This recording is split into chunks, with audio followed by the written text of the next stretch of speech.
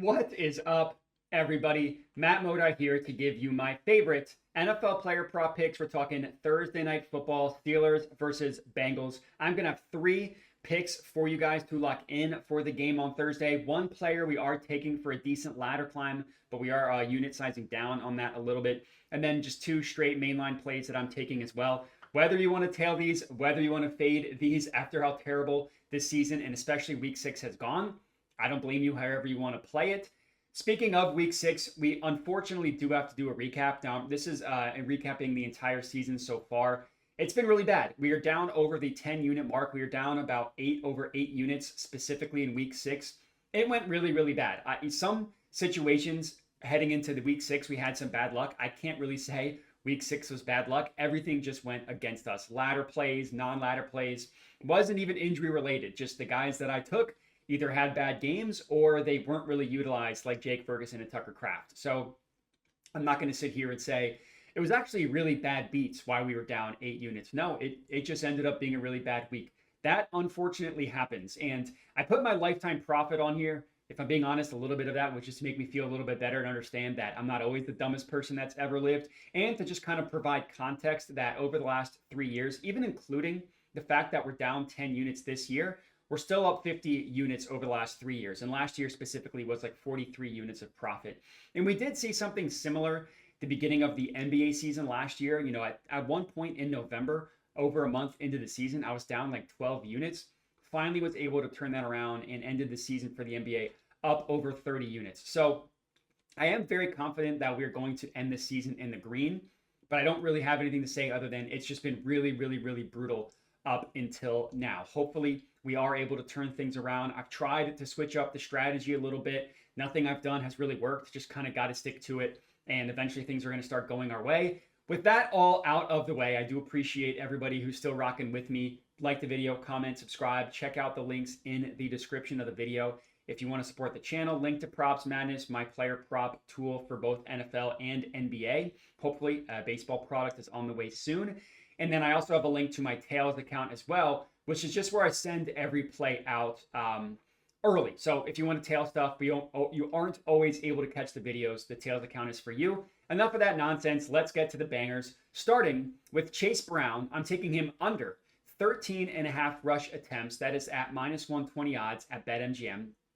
Finally taking my first under on the year. I always tell myself that I need to play more unders, and then the beginning of the season starts and I just get too excited about the overs. Generally, unders have a higher ROI than the overs do because I play them more selectively, so it's only plays that I'm more confident on.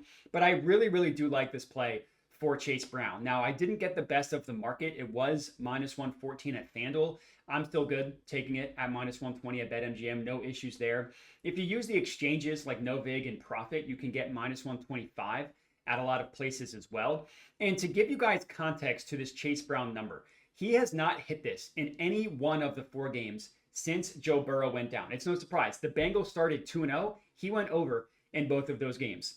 Since then, he has gone under in all 4 of those games. And he hasn't even had more than 10 rushing attempts in any one of those 4 games. So it's not even like he's coming really even that close to this attempt number. He's had 8-9 attempts the last 2 games. So it's honestly even going down as opposed to the other way. And I really just think this line is simply way too high. You look at the Steelers defense. They struggled on the ground to begin the year. The first month, their defense wasn't that good. They got some players back from injury. They've really firmed things up. You look at their last 2 games, specifically the Steelers, the Vikings, this was before the bye, and then the Browns last week. Their defense has been really good on the ground. Now, you want to say that those are 2 banged up and horrible offensive lines? That's totally fine. Guess whose offensive line might be the worst in the entire NFL? The Cincinnati Bengals. They can't block anybody. The last 4 running backs, so basically both running backs that had rushing prop over-unders in the last 2 games, all 4 of them went under their rushing attempt number against the Steelers. And Brown is playing less and less snaps over the course of the season. As the season goes on, again, he's playing less and less of the snaps. You look at the first 2 games he played with Burrow, 70% snap rate in both of those games. 3 of the last 4 games since then, his snap rate has been below 60%. Now, we did have one game in which he did play in the 70% snap number. Still didn't even get close to 14 carries. And then you look at last week, 54% of the snaps only had 9 carries. He's starting to lose more and more work to Samaje Perine. Perine played 46 of the snaps each of the last 2 weeks. That was a season high. So basically, like week 5, played a season high snaps, 46%, and then matched that in week 6 last week. He also took 37.5% of the rushing attempts. Perine did last week as well. That was also a season high for him. So I really like fading Chase Brown in this game. They can't keep giving him the ball and having him be as inefficient as he is. They just have to do something differently. So fading Brown, I think, is fantastic in this one as our first play. Next up, we're going to get to the 2 overs. The first one, give me Noah Fant over 25.5 receiving yards, -105 odds at Hard Rock. You can also get this at -114 at DraftKings. And then you can also go fishing on the exchanges, ProphetX and Novig, and get a good price there. That's what I did for this play.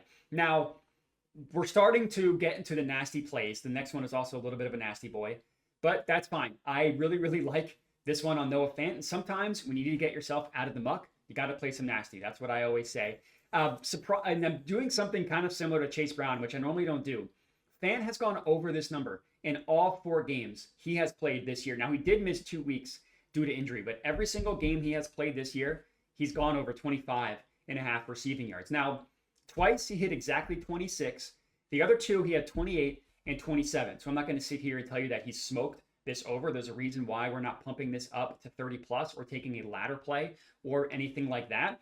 But you also have to keep in mind that he's 4 for 4 to this over. And that was with both Mike Gesicki and Tanner Hudson in the lineup, the 2 other tight ends on the Bengals. Guess what? Both of those tight ends are now hurt. They're both out. I mean, Gesicki is going to be out for a while Tanner Hudson's got a concussion and there's no way he can play on Thursday after having a concussion on Sunday. So he's been consistently going over this number and now doesn't even have to contend with any targets from any of the other tight ends. And we know Joe Flacco loves to target the tight end position. It's been the case in his entire career. And last week, Flacco's first start and first game with the Bengals, Noah Fant, 4 receptions, 4 targets, 27 yards. Would not be remotely surprised if he had that exact same stat line in this game. I get that catching all 4 targets is a little bit scary, but his targets are close to the line of scrimmage, and a lot of times they're high percentage plays. It's not like they're forcing anything deep or in tight coverage to Noah Fant. So yeah, he's going to get the ball. He's going to be open unless Flacco just totally misses him. He's going to catch a high percentage of his targets. And you look at his involvement with the offense. I'm not going to sit here and tell you that he actually matches Jamar Chase in terms of involvement. That's not the case. But when he's on the field, he's targeted, and he's going to be on the field a ton. Now, you look at the entire year, he's only ran a route on 34% of the passing plays. That's a low number. You want that number to be significantly higher, which it will be with both of these tight ends out. But he's received he's got 0.3 targets per route run. 30% targets per route run is really, really good. When you're thinking of like an elite wide receiver, you want that number to be 25% and above. Noah Fant is at 30%. And all that to be said, this is also a really good matchup. I mentioned the Steelers defense has started to shore things up on the ground. They've been a really good defense to target tight ends against. They've allowed the 2nd most receiving yards per game to tight ends on the 5th most receptions. They've also allowed the most fantasy adjusted points to tight ends as well. And all that means is it looks at the matchup and it looks at like, okay, what is this player expected to get? And they go over their expectation against the Steelers. And it's not all been through touchdowns. They're like top half, not top 2 in terms of touchdowns allowed to the tight end position. So yeah, it's really, really gross. Gross is what we need at a time like this. And I'm very confident Noah Fant is going to go over 25.5 receiving yards. And now we get to the ladder play. So we're just going to go ahead and call this a Darnell Washington ladder. You see on the screen here how we're playing this. Main line over 18.5 for a half unit. 0.1 units on 30, 40, 50 plus. Also putting a half unit on him to score a touchdown as well. Now, the way the math shakes out for this, if Darnell Washington scores a touchdown, then we will have profited from this jumbled mess of how we're playing Darnell Washington. If he has 30 receiving yards, we will have profited from this jumbled mess on how we played Darnell Washington. That's kind of how the math shook out on this one. Overall, we're risking 1.3 units total. So it seems crazy on the screen, but 1.3 units risked is not that crazy. Now, for this one for Washington, you kind of have to do a little bit of a leap of faith that his role in what we've seen the last 2 games for the Steelers is going to continue. And I actually think that's been the case. The last 2 weeks for the Steelers, he's played 91% and 80% of the snaps. And the Steelers, you look at their numbers. Someone posted this on Twitter. They are significantly better when Washington plays more. And granted, he tends to play more when they're winning and need to run the ball. So that stuff is obviously equated. It's not necessarily causation. But you look at Darnell Washington, 3 receptions in each of the last 2 weeks. He's hit 20 receiving yards in each of the last 2 weeks. And last week, the best game he's had in his career, 63 receiving yards. He also had 5 targets last week as well, which is pretty good.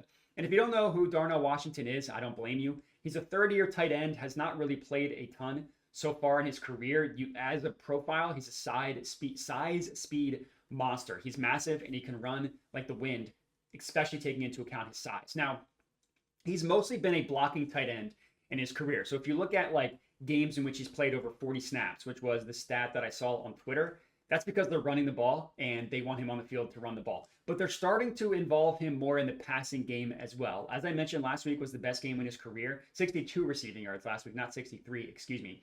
5 targets. And it goes even deeper than that. His involvement's good and the matchup is fantastic. You look at the last 2 games for the Steelers. Washington is second in every single meaningful receiving category. He's behind DK Metcalf. Obviously, Metcalf is the alpha. Obviously. He's second in literally every meaningful metric behind DK Metcalf. Receiving yards, route percentage. Now, in terms of route percentage, technically Calvin Austin is ahead of him, but Austin's hurt and not playing this week, so it's a limited sample size for him. But if you take out him, it's second in receiving yards, total route percentage, target rate, targets per route run, yards per route run.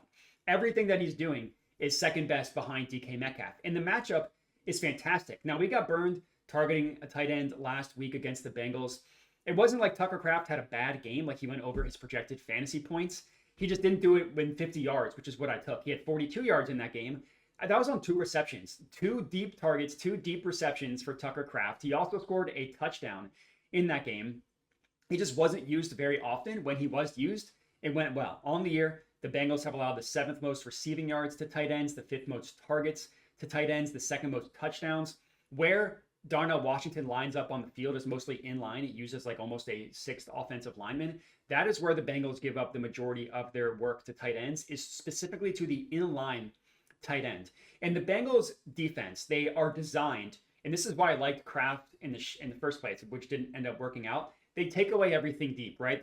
They're number 1 in terms of yards given up within 1 to 10 yards of the line of scrimmage.